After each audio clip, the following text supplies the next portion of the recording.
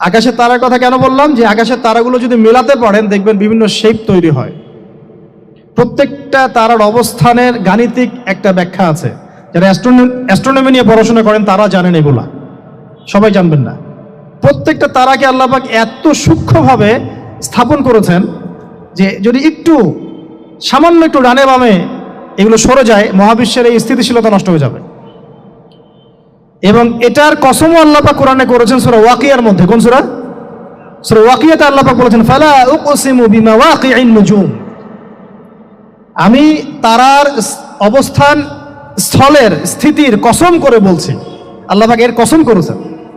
কত গুরুত্বপূর্ণ জিনিস, ঠিক আছে? তো পরেরগুলো বললাম না।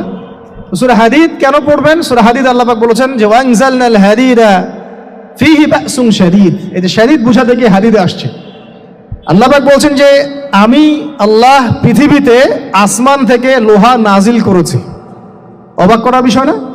লোহার খনি খুঁজতেছেন আপনারা মাটির নিচে, তাই না?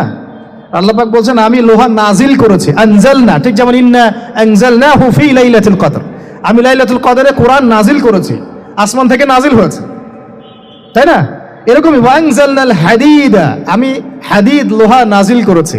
ফীহি বাসুন শাদীদ, যে লোহার মধ্যে আছে কঠিন শক্তি আছে না? আয়রন যে অণু পরমাণুগুলো, এগুলোর শক্তি সবচেয়ে বেশি না? কেমিস্ট্রিতে আপনারা পড়েছেন।